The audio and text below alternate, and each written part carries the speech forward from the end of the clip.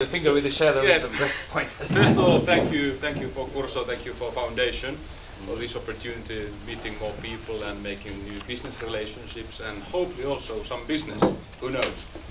And as I told first when Marco called me, I thought, okay, we are not so much involved in Portuguese-speaking countries and I didn't know how to take it, but then I noticed directly, okay, then this must be opportunity. If we are not there, it's opportunity to go there. So please, go ahead. When looking the title of today, I noticed directly, okay, there are two very important messages. First one, of course, is going to check these opportunities between Portuguese-speaking countries and Finland and Russia, and I asked why. Well, quite simple answer. We already heard that the consumption of many goods in European countries are very poor, even decreasing in some grades. As in Portuguese-speaking countries, the economical growth and also demand of goods is still very strong and going quite well. So we know that Portuguese-speaking countries and Russia are very important growing markets, and that's always opportunity, of course. The second part of the title is through Kotka Hamina region, and then I stopped thinking that, okay, how does this touch our business? I'm a bit more cold than Marco, speaking nice words of beautiful world. I'm more focused for making earnings and money. And then, of course, looking how this money earning fits for this going through Kotka Hamina region. Then I realized, okay, Paperex, as an international trading company, we are importing from and exporting for, I would say, up to 80 different countries every year.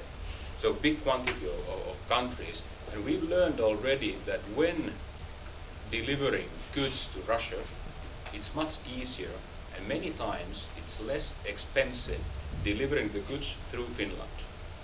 Harbor costs, for example, now we are just starting delivering paper for Russia and Ukraine from one committed supplier. First we asked freights to St. Petersburg. Then we noticed, hey, it's cheaper and easier for us to take the goods to Kotka or Hamina, ship it from Finland to St. Petersburg. Easier and less expensive. So of course, it's opportunity, and it goes with this second part through Hamina and Kotka region. And no wonder, because Hamina is only 40 kilometers away from Russian border, so we're nearly in Russia. From St. Petersburg, huge city and huge possibility for all kind of businesses, only 240 kilometers. It's so close that from these harbors we are delivering everything, nearly everything, by truck. But when delivering for a bit longer distances than St. Petersburg, then it's very good to know that in Finland we have the same railway rail width as in Russia. And that's very important issue when delivering goods to Siberian part of Russia or Ukraine, Kazakhstan, any other stan countries. And it's reliable way of transportation, economical, and also it's environmentally very friendly way of transportation. So I think we are in a very good area to take these opportunities to bring business from Portuguese countries to Russia and vice versa. And then thinking, okay, getting into the business. Of course, first we need to identify the possibilities. What kind of business possibilities we have? We heard already some ideas from Rui, from Salim, and well, several ideas. And I noticed also that in Salim's presentation, weaknesses are good opportunities. I think you mentioned that, or someone mentioned that when something goes wrong, economical crisis, it means opportunities also. It was Rui. It was Rui, yes. Okay. Okay, identify the possibilities. Then we need to have the market know-how, and that's very important, especially when dealing with Russia. And it's quite different way of doing business. And And you need to have the market know-how, because business is always business, but the business can be done with very various different kind of ways. And I would say that what I've learned during PaperX time is that it's very important when you notice that business is done differently.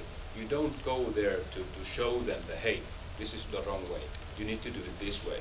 You need to go there, and when you are visiting the country, you must respect the ways that they are doing the business and accept it and do it that way. This is the best way to gain the business, to grow the business, and finally take the business. Then I'm going this very, very fast because I know that we are quite late.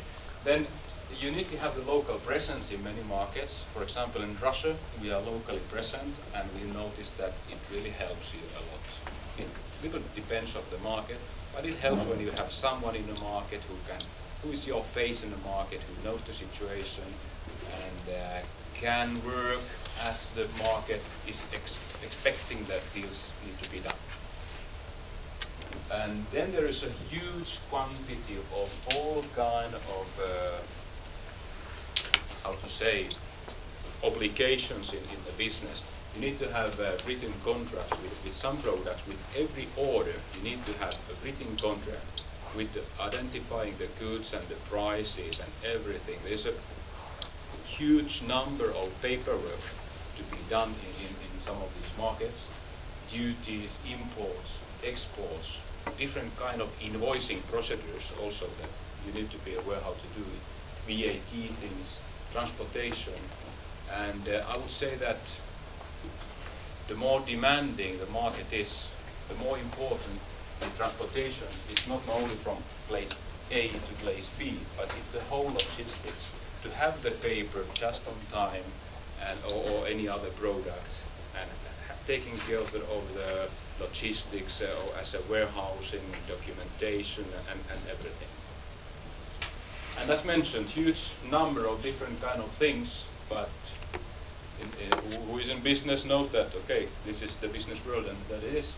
And everything must be done with cost efficiency. If you are not able to give a good service with a really competitive price, it means that you are out of the business. You can go there and you can have a moment of glory, but business is very hard and you need to be competitive. If not, you're out. So I, as a PaperX, I'm looking for direct business with Portuguese-speaking communities, and also offering our training services for other companies. First, the direct business. Go ahead, yes. Sorry. The biggest volume of the business that we are doing is paper and board. So, of course, what we are offering is paper and board from Finland, from Russia, from all over the world to Portuguese-speaking countries. All paper, board grades with huge range of varieties of the production model, all the grade. And also selling any product from Portuguese-speaking countries to Russia, Finland, and why not also all other countries. And secondly, I'm interested to offer our trading services for other companies. You might have a good idea that, hey, I think this is a good idea. There is a business opportunity, I have the idea, but I might not have the whole knowledge of the logistics or the paperwork or being present in the market and take it over. So with this I mean that we would not take the title of the business. You would have the title of the business and we would work as a back office, giving you this trading knowledge of 36 years, worldwide sales network. And I'm ashamed to admit that we are not in Portuguese-speaking countries. We are in many countries in Asia. We are in Latin America, in Peru, Colombia, Chile. We are in North America, but we are not in Brazil. We are not in many of these countries.